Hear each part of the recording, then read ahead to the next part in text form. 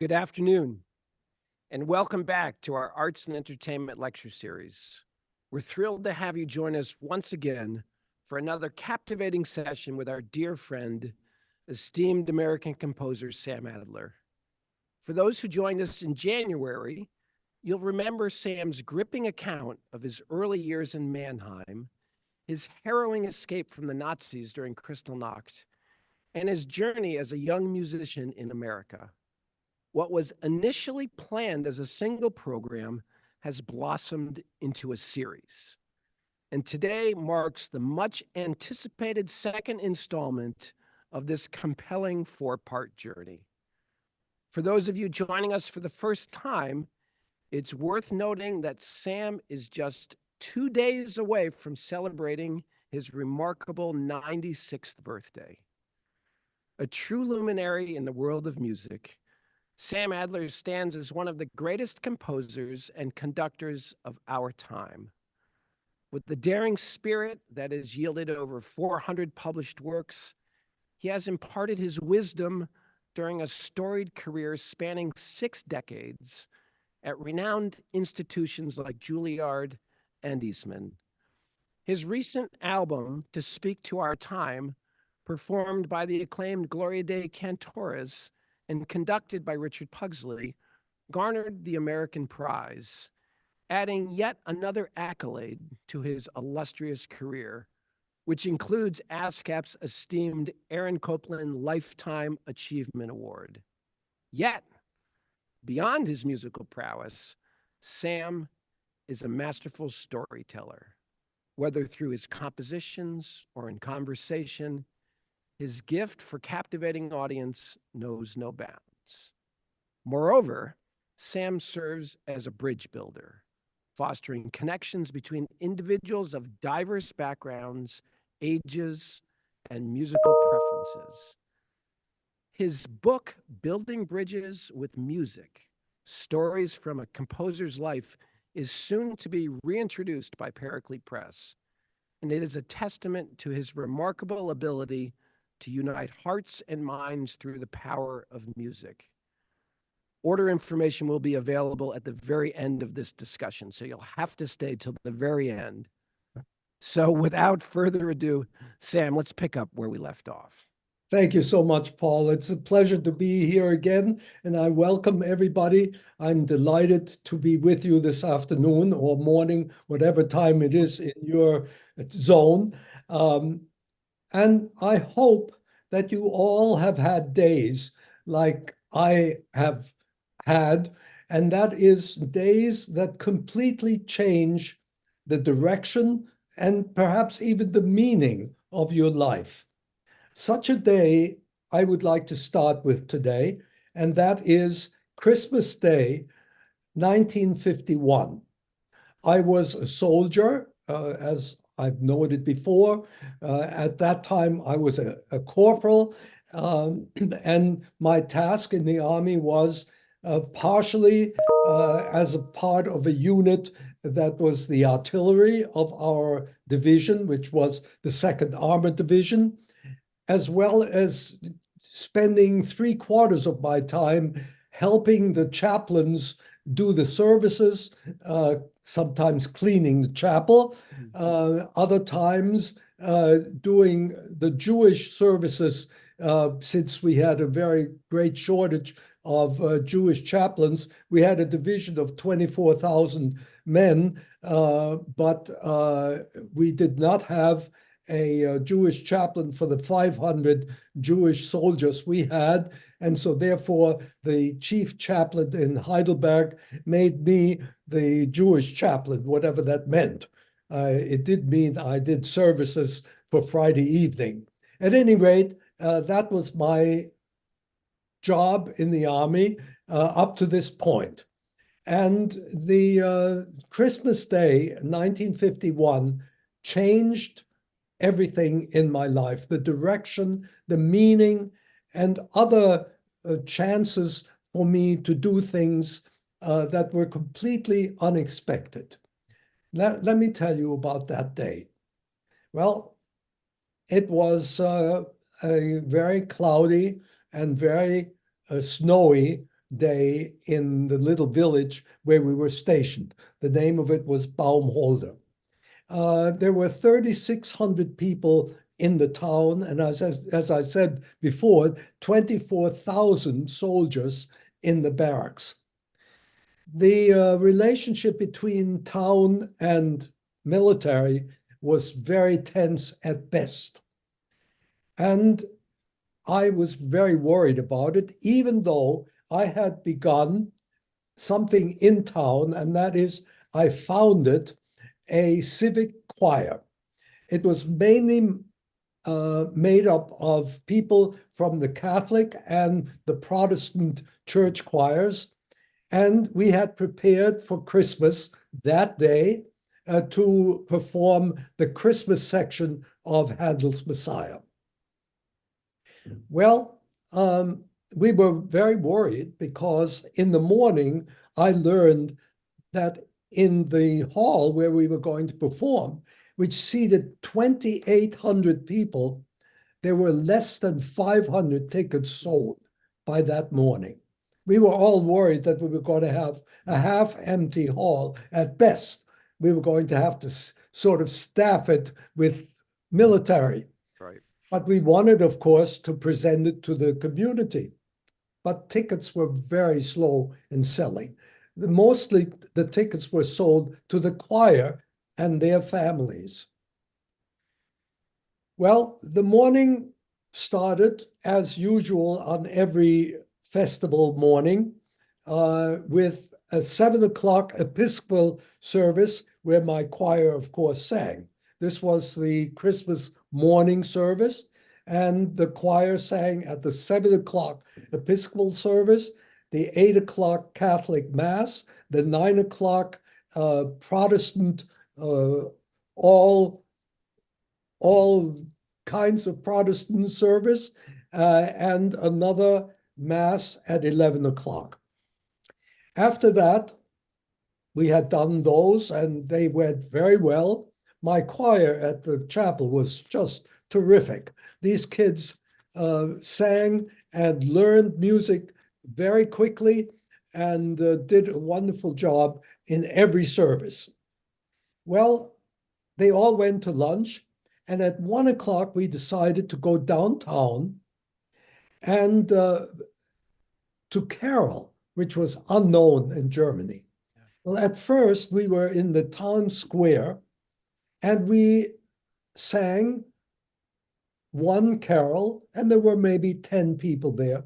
All of a sudden, after we sang the first carol, people came from all directions, and there were, at the end, about 500 people standing with us, and the choir sang. Well, I thought I would teach them one carol in German. And that carol was O Tannenbaum. And of course, it was difficult because it says, O Tannenbaum, wie grün sind deine Blätter. Well, grün was hard for the GIs to say. They said sort of green, but that's okay. We sang, and after the third carol, people came up to the soldiers and threw their arms around them and said, we never knew that we were one. And this taught me the first lesson, that the immediate thing that will make better relations was to tell them that we are not very different from them. Love and that. This was a tremendous hit. I spoke to them in German and wished them a Merry Christmas. And more people came until the end. We ended with O Tannenbaum, and they came up and threw their arms around all the soldiers. They didn't, our troops didn't know what to do. After all, this had not been a good relationship. And now suddenly everybody loves everybody. So Sam, so interesting. You know, context is the war had just ended 6 years earlier. You were only 23 years old, if my math is correct. That's right. It's amazing what it you're was doing. just a wonderful moment, which said to me, you've got to do, if you really want good relations with these people, you've got to show them that we are also in the same league, so to speak. And I was hoping that the evening concert would do something. Well, we were rewarded, because by the end of 2 o'clock in the afternoon, the entire house, 28 seats, were sold out, so that we couldn't have anyone else to come to the concert. Well, we had a rehearsal in the afternoon. The Pfalz Orchestra, which was the local, that is the state orchestra, was our orchestra. And we rehearsed in the afternoon and did the concert at night. Well, you can imagine doing the services in the morning, caroling in the afternoon, rehearsal, and then the concert. I was exhausted. Well, I had several bosses, and one of them was a very close friend, or we became very close friends, Father Pat, who was the chief Catholic chaplain of our division. And he said, Sam, look, you did so much today. I'm going to get you a pass, and we will take your Jeep and go along the river. There's a river near Baumholder by the name of Nahe, N-A-H-E. And this river has a distinction. Some of the best wines in Germany come from that river. As a matter of fact, Nahe wines can be bought in the United States, but they're very difficult to get because they only do a limited amount of winery in that part, and they're exceptionally good. If you can pick up some Nahe, Nahe wines, they're wonderful. And our Catholic chaplain loved to imbibe. And so we took 2 nurses with us and went across the river and all along it, having wonderful food. Some of these little towns have special restaurants that specialize in the food of that area. And it is wonderful. And we had the best time. And, you know, I was a regular soldier. I wasn't a chaplain or anything like that. And I had to sign in our orderly room at 10 o'clock at night. Well, we got back and I signed in at 1 minute before 10. I was safe. However, the man in charge of our orderly room that night was our first sergeant, whose name was Sergeant Moore. I did not expect this, and this was the first turn of events. I walked in and he said, Adler, I won't use his profane language, but he said, Adler, I hope you don't stay in this outfit very long, because I almost lost my life because of you today, and I hope you get the hell out of here very soon. I said, what happened? Well, what happened was this. You see, the concert brought a very special thing to light, and that is that a reporter for the German Associated Press, which sends stories to every major newspaper in Germany, was at the concert and reviewed the concert. And every major German paper the next day, which is the second day of Christmas in Europe, every German newspaper had a headline, Buchenwald and Dresden were forgotten. Well, 7th Army headquarters went berserk. That never happened before. So the General Eddy, at that time, called our Colonel Lowy, and said, what's going on? This is unbelievable. We'd never had such a thing happen in all the time after the war. Newspapers saying that America is saving Germany and all this. Unbelievable that the population loves the troops. We've never heard of anything like that. And he said, well, we have a guy here, and he's originally from Germany. He speaks the language, and he's done a terrific job, and so on and so forth. Well, General Eddie wanted to talk to me, which is very unusual. I mean, the general commanding everybody is not going to talk to a corporal. Yeah, you were just a kid. And he made a mistake. He called our orderly room. Well, the first sergeant answered the phone and said, "This is General Eddie." He said, "Oh, yeah, what the?" And he chewed him out and hung up.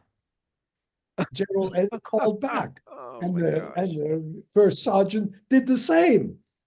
Well, 3 minutes later, Colonel Lowry came to our orderly room and said, "Sergeant Moore, did you just receive a call?" He said, "Yeah, some idiot called and said it was General Eddie." He said, "It was General Eddie." Well, I mean, he almost really lost his stripes. It, General Eddie doesn't call an orderly room. And so he was right. And the colonel forgave him and said, "It's okay. But as soon as Adler gets back, I want to see him tomorrow."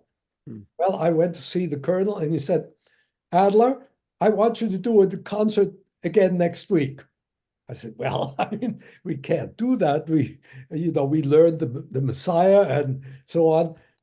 And I said, "What about Easter?"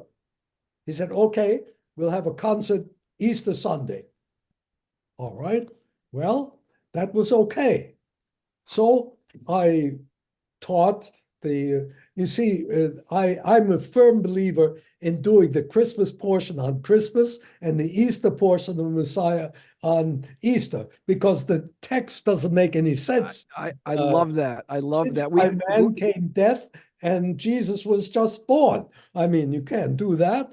So we prepared the Easter portion, which is not as long. And so I thought, well, maybe we can do some other music on the second part. And I learned that there were 4 Americans, a pianist, violinist, violist, and cellist, all professionals who were in the army, and they were going around to America houses to do concerts of chamber music. And they were very successful because they were very, very good. The pianist was Amo Capelli, and the others were all major orchestra members before they were drafted. At any rate, the people in Stuttgart who were the keepers of the special forces, that is, all the entertainment things were under one department, and they called and said the 4 people want to play in the next concert. Well, I was able to get another orchestra, the Rhine Philharmonie, to come to Baumholder to do the Easter concert. And they agreed for me to come and do a rehearsal there in their hometown. And Amo Capelli, I said to him, "Why don't you play the Rhapsody in Blue? After all, it's American piece." He said, no, I want to play the Grieg concerto." Well, okay. So we went to rehearse with that orchestra, and it went very well. And he played the Grieg concerto very well. And on Easter, they came to Baumholder. Between Christmas and Easter, I did whatever I could, to do my job.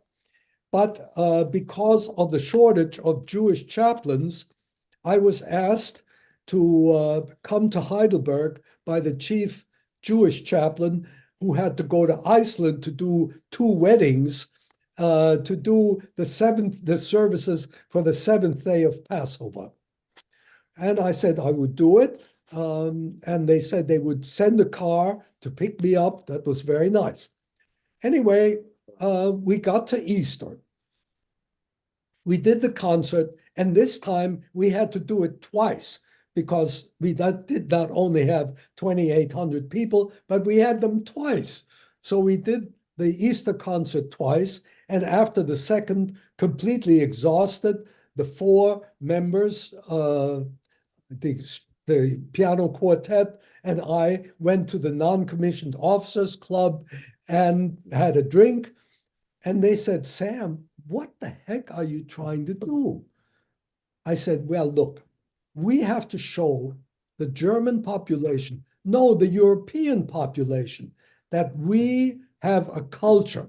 We don't have just GIs who never saw any concert or read any book, but we have a culture. You guys are from major orchestras. The only way we're going to do it is if we could possibly form an orchestra made up of soldiers and go around and play music of the great composers and music of American composers here in Europe never heard. They said, well, do you think you could do it? I said, you're at special services in Stuttgart. You're the ones that could convince them that this could be done. He said, well, we'll try to do what we can. They not only tried, they did it. They went back to special services in Stuttgart and convinced them that I would be able to form an orchestra made up of soldiers and really perform. Because if I had carte blanche, that is, if I had permission to go to the bands and get the best players and see if there are string players around and even tap some places in the United States to get string players, we could form an orchestra. Unbelievably, they agreed. They said, Sam, we're going to get you off on the last week of March. We'll send you around all of Europe to every part where there are American soldiers, and you can see what you can find. Well, we found 68 players, and that was wonderful. And I made an enemy of every band director in Europe. I was going to say, I bet the band directors were hiding their best players from you when they heard you were in town. You see the three trombones and the tuba. They came to me at 2:00 at night, woke me up in Frankfurt, and said, "We're from the 4th Army Band, and we're going to be your tuba and trombone section." And they played till Eulenspiegel, and I said, "You're in." Till Eulenspiegel at 2:00 in the morning. Yeah, but the band director couldn't do anything because we made an agreement that if I wanted them, I could have them. Well, you just saw a picture of the first meeting of the 7th Army Symphony Orchestra. Love it. And I want to tell one other story because you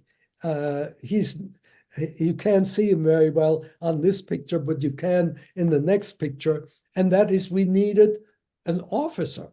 You see, no outfit could be without an officer. And I mean, I didn't know anybody. And when I went back after being in Stuttgart and getting there, okay, do you see that man right in front of the Christmas tree? Yes. That's his name is Bill Doolittle, not the aviator, but Bill Doolittle. And I tell you the story. When I was back in my outfit, we went on maneuvers. And the French, who didn't calculate correctly and shot at us instead of the enemy, we had to jump into some kind of a mud hole. And I jumped into the biggest mud hole there was so that I couldn't get hit. And the guy jumped next to me. And he had 2 bars, which meant he was a captain. And I said, "Sir, isn't this terrible?" And he looked at me and he said, "Don't call me sir." I said, "Sir, you're a captain." He said, "Yeah." And he wiped the mud off his face. And I recognized him as a schoolmate of mine at Boston University, Bill Doolittle, who was a wonderful cellist in the Indianapolis Symphony Orchestra. And I said, "Bill, do you want to be the the captain of the Seventh Army Symphony. He said, "Of course, sign me up." Well, we were all set. So the last week in March of 1952, I was transferred from Baumholder to Stuttgart, and all of the 68 men and one woman, who was the wife of our pianist, assembled there. We rehearsed from April 1st to April 29th, 8 hours every day. You see, we didn't have the union to tell us we couldn't do it. Right. So we rehearsed all day long. And we learned about 70 works because these guys knew most of the repertoire, and we learned a major American symphony to be played on every concert. Piston, William Schumann, Roy Harris, Aaron Copland, and so on. So on the 29th of April, 52, we played our first concert in Heidelberg, which was the headquarters of the European Command. And the commander was General Dwight D. Eisenhower, who was going to retire that weekend to become the president of Columbia University. And afterwards, as we all know, President of the United States. Well, he was in the audience with his entourage. And afterwards, and I can tell you what the program was. I still remember. We started off with a dance overture by Persichetti. The next piece was the Roy Harris Third Symphony. And after intermission, Brahms Symphony No. 2. Wonderful program. And my boys and girls played beautifully. Well, I went to the green room in this lovely auditorium in Heidelberg, and General Eisenhower with his staff came to congratulate me. And he was very laudable and said, this is great. This is the best thing that's happened since the end of the war. What a wonderful thing to do, to go out and play this great music for an audience that I know will appreciate it. He said, "But I don't like your uniform." Well, that was something. I wore an Ike jacket like all of us, like he wore. He said, "This is not good for a conductor. You come to my office tomorrow, and my tailor will make you a uniform that you should wear at every concert." And I went to his office at 10 o'clock sharp, and his tailor was there, and he made me a white general's uniform with corporal stripes, which you could see in that picture. Do you want to show that picture? Yeah, let's put that picture back up again. Yeah. We'll okay. Well, it's a white uniform with, there it is. There it is. Yeah. Yeah. But I had to give it back, by the way. He made two of them, and I had to give both back for the next conductor. Oh, goodness. Yeah, that's okay. Anyway, not everybody has Eisenhower's tailor as their person who. That's right. That's what you need. It was just a wonderful, wonderful relationship. And by the way,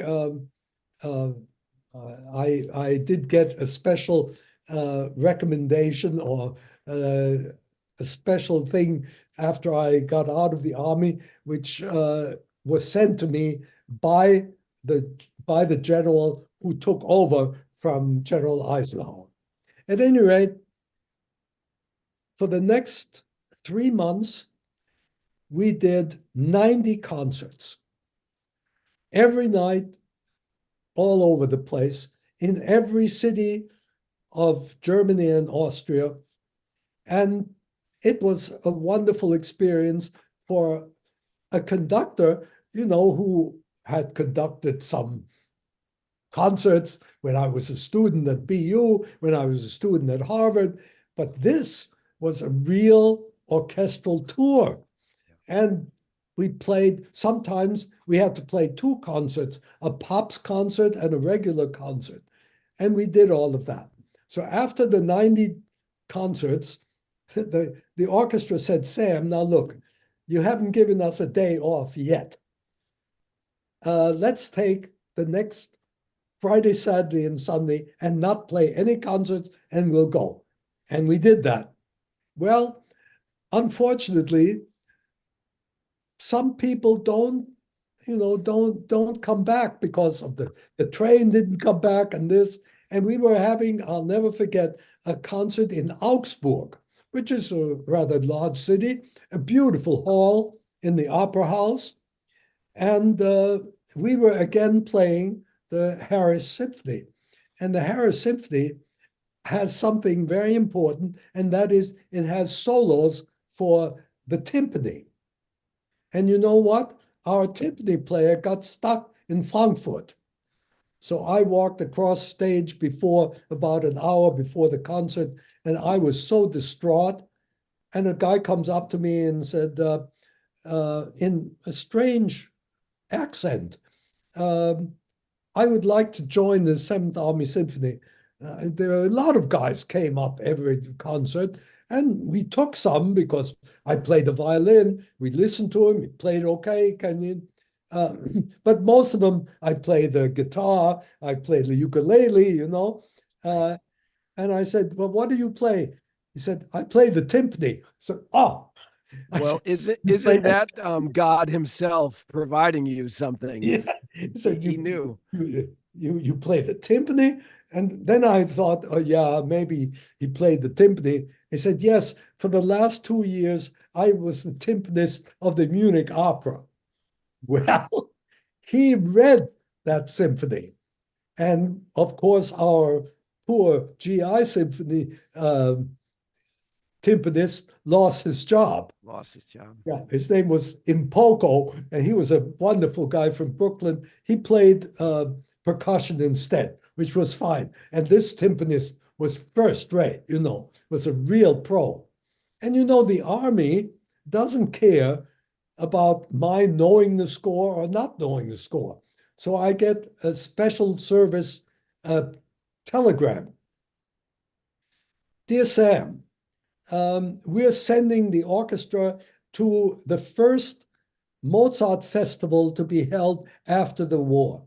It's in Passau, where Mozart himself conducted his 3 last operas, or except the 3 operas, Così fan tutte, Marriage of Figaro, and Don Giovanni, in German, in Passau. Well, I said, okay. He said, yes, and you're going to do Marriage of Figaro with an all-star cast from the Vienna Opera. I said, and when is this? In 5 days. Well, I mean, I had heard Marriage of Figaro, but I have to conduct it in 5 days. And the star of it was going to be Domgraf Fassbender. Maybe you remember Brigitte Fassbender, the great soprano at the Metropolitan and all over the world. It was her father, who was one of the most famous opera singers Germany has ever produced. He did all of those 3 Mozart operas as the star with the Böhm recordings in England. Well, I tell you, I was a little worried. And the telegram went on to say, you're going to do a concert with a Greek pianist doing the Schumann concerto, and you're going to do the Mozart, the Haydn Lord Nelson Mass at the Passau Cathedral on Sunday. Well, I'm 5 days away from this. They sent me a score overnight for the Marriage of Figaro. And, I know a few tunes from there, but I faked. And we went to Passau. I met with the cast, wonderful people from Vienna, except for Domgraf Fassbender, who was the most terrific singer and, of course, knew these operas backwards. In 4 languages, he had done it in Italian, in German, in French, and in English even. And we had a rehearsal. Sitzprobe, which means they were sitting on stage. And we went through it with piano. The pianist who was going to be the harpsichordist was Killmeyer, who was a German composer, a wonderful composer, and a terrific pianist and harpsichordist who could do anything, improvise, and so on. Well, we got through it. And everybody, I said, thank you very much. And Fassbender came over to me and said, Sam, you're a very nice guy, and I think you're quite a good conductor, but you don't know this piece. Oh, ow. He was right. Ow. Well, Mr. Fassbender and I spend 4 hours every single day between Monday and the first performance on Saturday, studying this piece. And I want to tell you something. I don't know any opera as well as I do that opera. I love that. Because he really taught it to me. And we had a whole week of performances. And it was just the most wonderful experience. We had a terrific concert with a Greek pianist doing the Schumann concerto.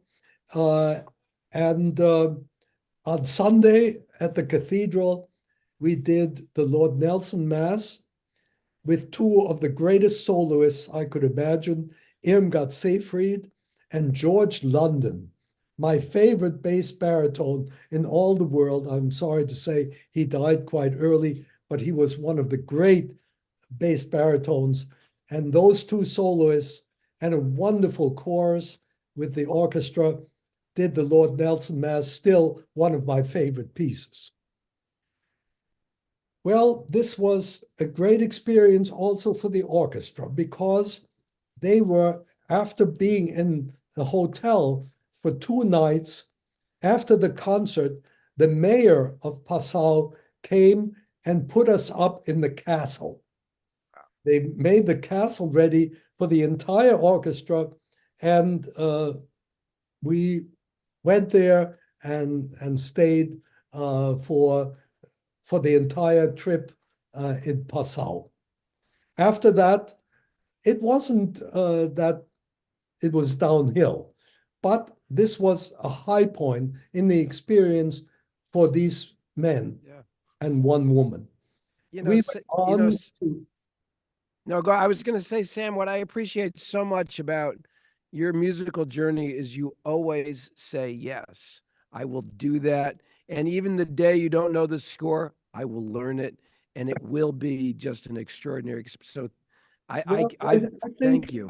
I think this is in my nature, I guess, and I've done it all my life, and I'm happy about it, even at 96. Yeah. Because it leads to something, you know. If I had said we can't do it, they would have found another orchestra. And this way, we made a point that we Americans can give something to this culture which no other person can do.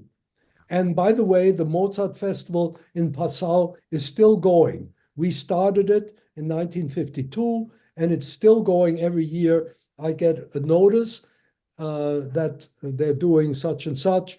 And where we did, as I said before, I think that the opera house was in the bishop's palace.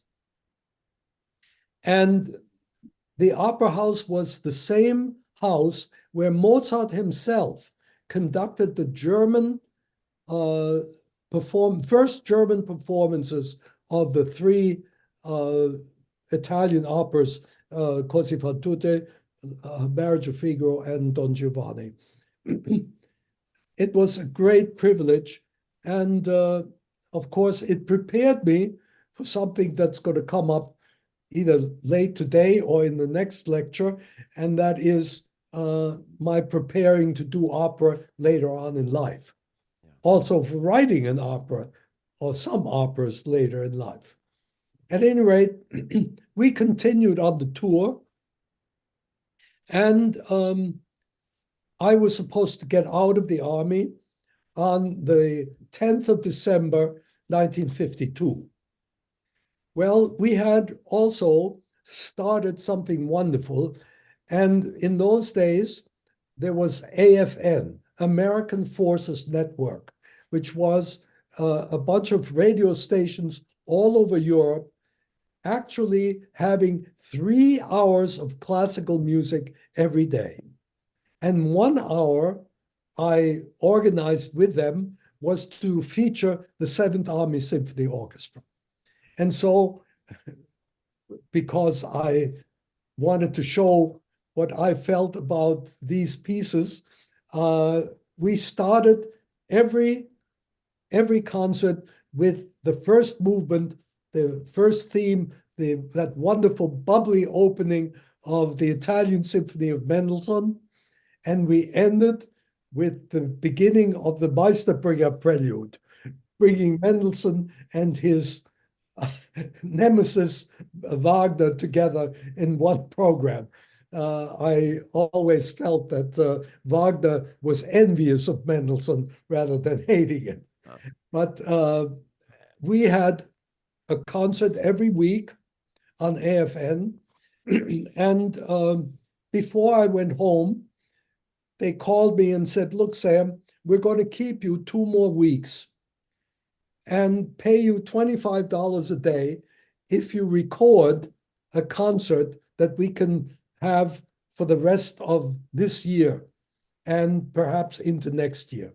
So I stayed, and instead of taking me home by ship, they actually flew me home in a plane that was not made for passengers. Oh, and Lord. It was on the 20th of December, and it was so wiggly woggly that everybody on the plane except me was sick. There was an Air Force colonel next to me who was sick all the way from Frankfurt to Massachusetts. Oh, anyway, and now another almost impossible thing happened, and that is, you see, while I was conducting, and as a matter of fact, Time magazine ran a big article on the Seventh Army Symphony, and it came to the attention of the head of the department at Brandeis University, who was my mentor at Harvard University, Irving Fine. And Irving wrote to me, at that time, Leonard Bernstein was conducting, get this, the band and the chorus at Brandeis University. This was before he went to New York. And Irving wrote to me and said, look, Sam, we have a job for you. Lenny is going to New York, and I would like you to take over the band and the orchestra here, and the band and the chorus here, and maybe start an orchestra when we have enough string players. Well, I said, gee, I'm going home. I already have a job. Now another miracle happened. I landed in Massachusetts. Nobody knew that I was coming home. I went to Worcester, where my father was the cantor at Temple Emmanuel, and my mother and sister Marianne were home. My father, it was Saturday, was at the temple doing service, and I came in. They did not expect me. Nobody knew I was coming home because I couldn't tell them the date that I was coming home. That moment, a telephone rang. My mother answered the phone and said, Sam, it's for you. I couldn't believe it. And it was Rabbi Levi Olin, who was the rabbi in Dallas, Texas. He had been my father's best friend as the rabbi of his congregation in Worcester, Massachusetts.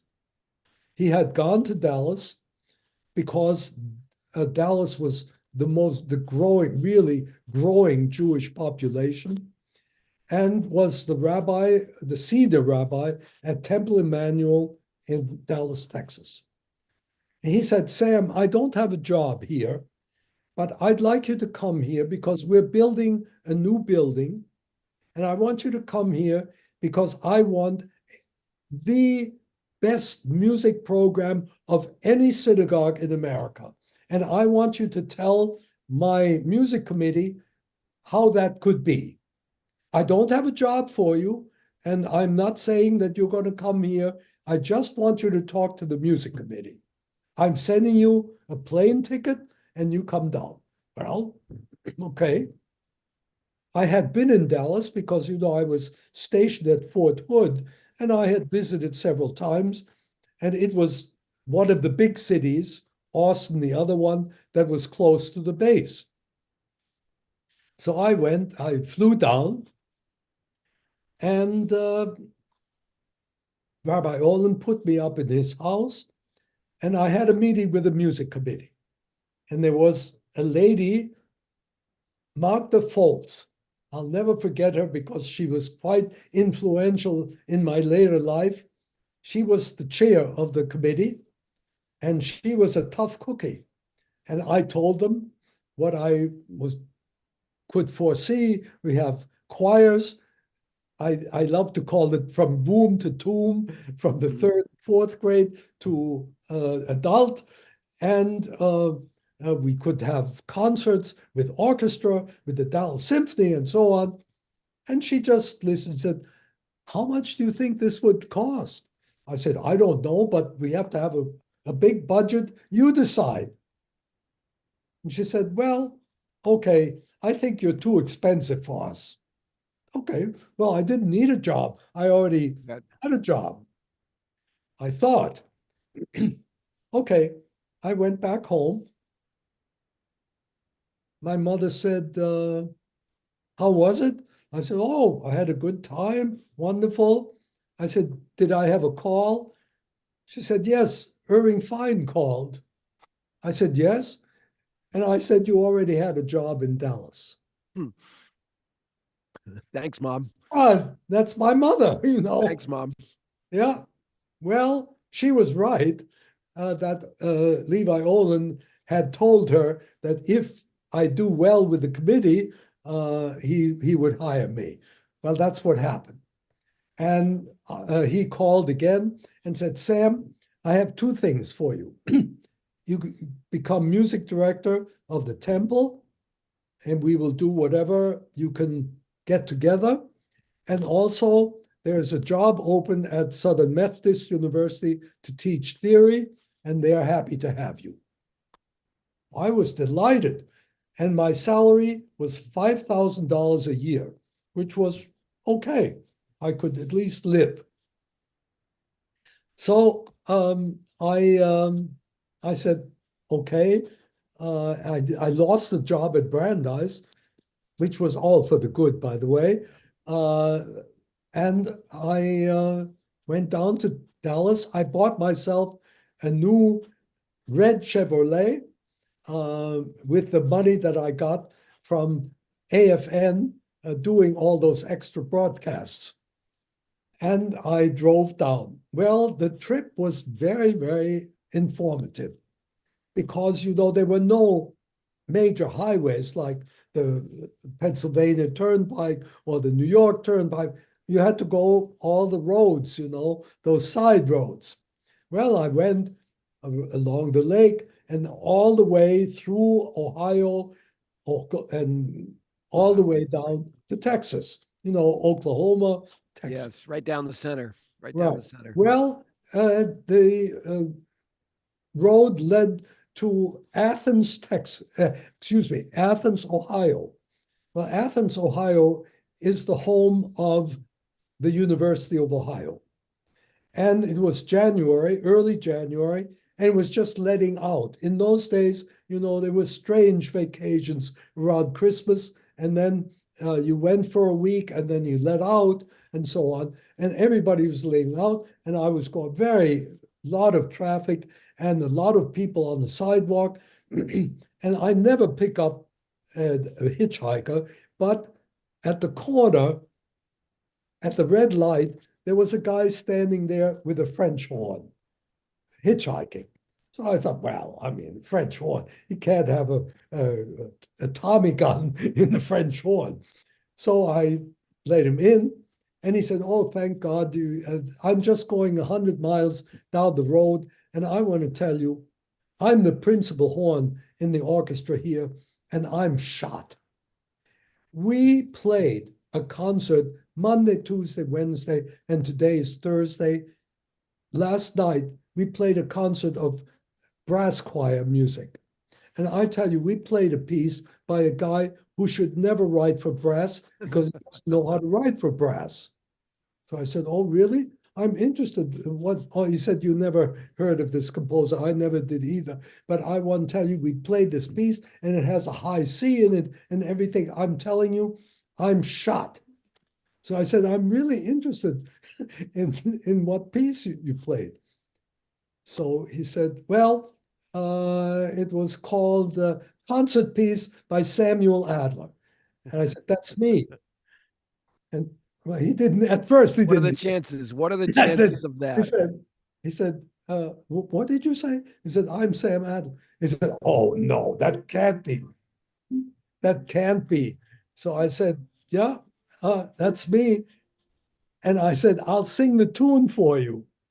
And I did. And he almost jumped out of the car. Well, I mean, you know, he could say, I played a piece by Beethoven. I'm Beethoven. I mean, when do you get that? Well, I'll tell you, that was quite a revelation. I went on and got to Dallas. I had a shock along the way. You know, in those days, there was a great deal of segregation. Yeah. And as a matter of fact, things were not too good between the races.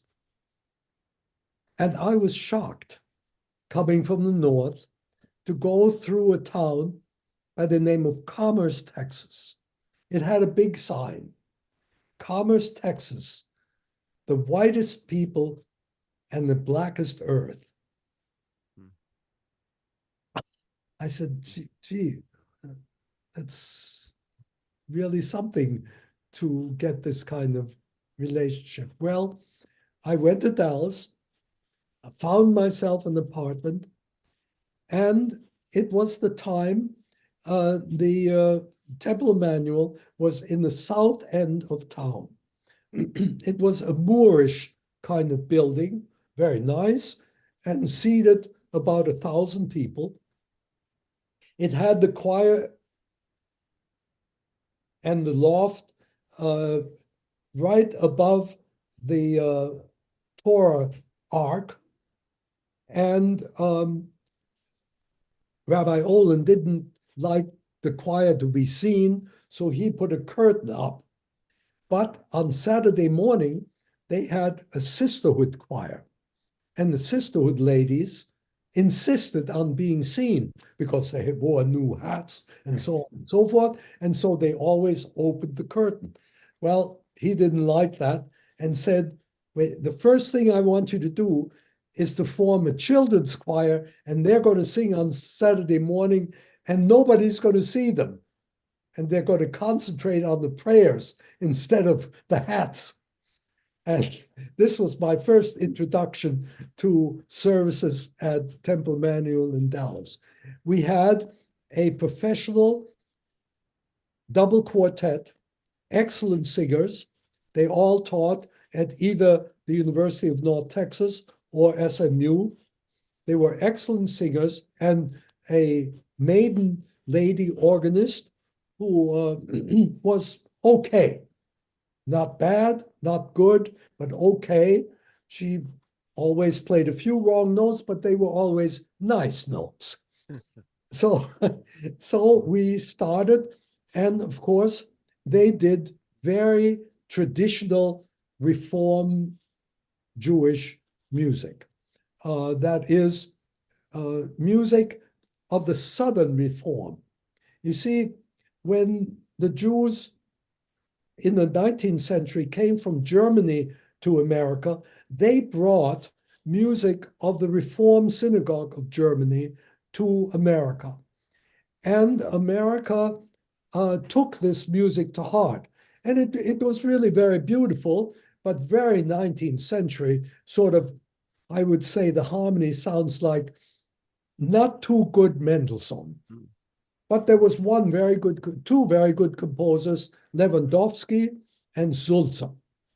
And in America, there were Reform congregations. The Reform movement started really in Cincinnati, Ohio, with one of the rabbis there, and also the Reform College is there now, the Hebrew Union College, and spread especially in the South and Southwest, where Jews landed in Savannah or in Charleston and went across. For instance, Dallas was founded by two Jewish families, which is very little known. But the Niemans and the Marcuses, you all know the name from Yes, of the course. store, and the Sangers came from Germany, landed in, I think it was Savannah, and came across and settled in Dallas.